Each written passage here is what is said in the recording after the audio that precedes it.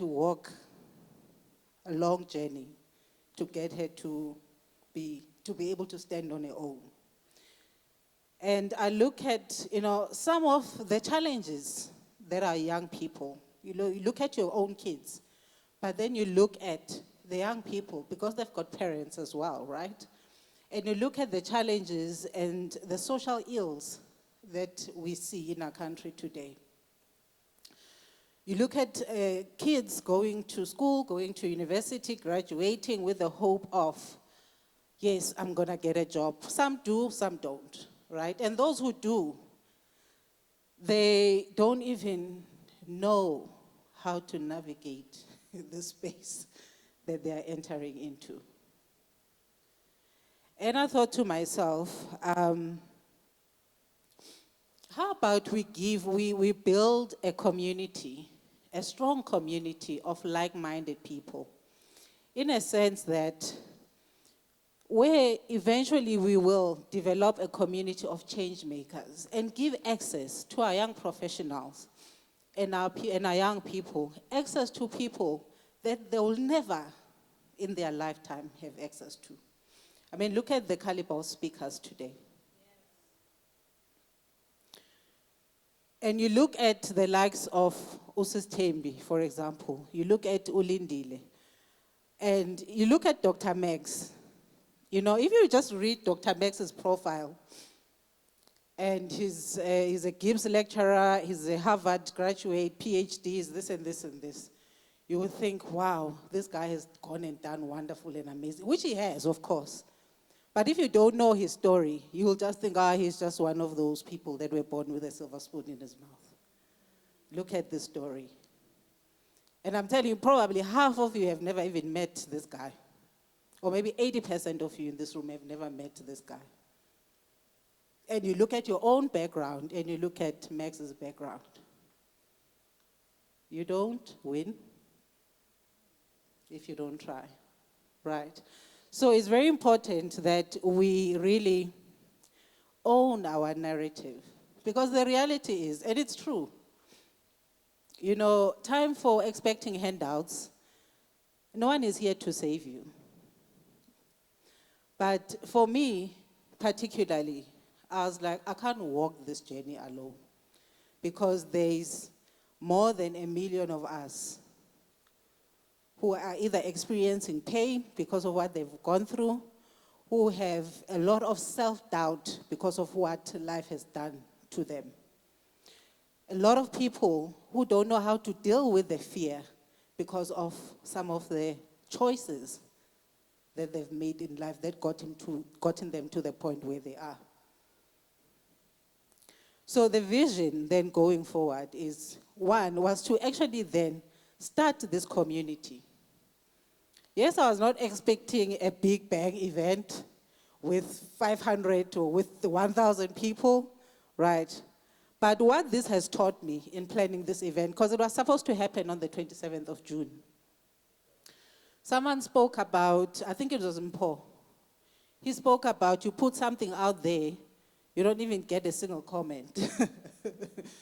You don't even get it like the following week you get this, you get that. So initially it was supposed to be a paid event. So I'm like, okay, I'm going to take some of my money and I'm going to invest in my business. But I'm like, okay, this is such a great idea. We're going to have these wonderful people speaking and whatnot. Surely people are going to come and want to watch this and pay for it. So there I was. Event, 650, 400. The people that I got, I don't even want to mention the number. But then, because obviously we read as part of our journey and self-development, and taking few chapters from Lindile's book, it's very simple. If you want to start at something, you have to have an unshakable belief in your own idea and be able to bet your last rand or your last dollar on it. So this is where we are. This is the baby that I've been crying about, that I've been trying to nurse for the past 4 months, and that I've been trying to say, how will I channel my pain and my fear in the right way? So that if at least I listen to other people's stories, then I will know that I'm not just dreaming about this crazy idea. So today was about exactly that. Having listened to all these stories that we had today, anything, you can achieve anything if you put your mind into it. So for Nonkosi Creatives, this is just the beginning. But the good thing about it is that I'm not on my own now. Now we have a strong community of people. And that's the beauty of it. Right. So if you look at other communities, and this is not even about race, right? But the reality is that in our country, other races support each other more than anything. So, and with us, when you start something, the people that you think, oh, they're going to support are your family, your friends, and whatnot and whatnot. 90% of people in this room, I don't even know, I've never even met them. So it's also then a testament to say, you need to have a firm belief in what you're trying. Whether people clap, whether they post or they comment or they don't comment, because then, with time, that's the beauty about time, because time is the best healer. And it gives you, because if you work on something and you work on something and you don't give up, this is how actually most of successful business people were made. So if you are sitting there nursing your business idea, keep on nursing it. But the thing is, what I wanted to achieve, using failure as a shortcut to success, don't go at it alone. What does that mean? Listening to the stories of other people. Let us have habits of forming strong connections and not competing with each other. That is very, very important, because what we do is, I look at Ansila, oh, she's doing this, but I can also do it.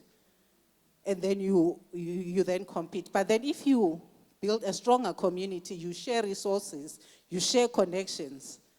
The beauty about this is that now we have content. It's easy then to say, hey, actually, Sis Thembi, let's team up together, let's do a webinar and talk about 1, 2, 3. What stops us from doing that? Because it's also part of paying it forward. Because let's say you want to do it alone, you might not attract all the kind of people that you want to attract. But then if you do it with someone else, it becomes easier. The load becomes easier. So I know it's late and we are tired, and I just really want to say thank you. Thank you for being here. Look out for more on what you're going to put out there. We have a database now of nice and wonderful individuals like yourselves. Let us continue to talk to each other. Let us continue to expose each other to opportunities. Because in the long run, it's sad what we see to young professionals. Having been in the HR space for over 2 decades, I've got endless stories that I can tell in terms of what really goes on in corporate environments. And there's nothing wrong with corporate environments. That's why we ought to be. It runs the economy of the country. But then, for us to even grow the economy further, we must then talk about what are some of the ideas to support young people on their journeys to be able to run and build their own businesses and eventually be able to employ other people, just in the example that Ansila spoke about just now. So thank you very much. Thank you for being here. Thank you for the sacrifice. And thank you for being hungry for success. We'll continue talking. Thanks. Big round of applause, ladies and gentlemen. Let's hear it for Pam, ladies and gentlemen. Mshalini Zandla, Mshaleni izandla. Undertaker, ungabi nomona, shaya izandla, Undertaker. Yekele ukucima ugesi. Well done, Pam. We are in awe of your journey. We are in awe of what you have done here today. Thank you so much. Ladies and gentlemen, let's hear it one more time for all the speakers. Mashaleni izandla. Let's hear it one more time for the lovely lady Pam. And I have been your MC, ladies and gentlemen. My name is Mpopops Mudikwane. Remember, Mr. Koko will be outside signing the Young Entrepreneurs Playbook for each and every one of you. Let's support black business, but let's grow together. My friend, welcome. Thank you, ladies and gentlemen. Have a beautiful evening. Drive home safely. And remember to pay it forward.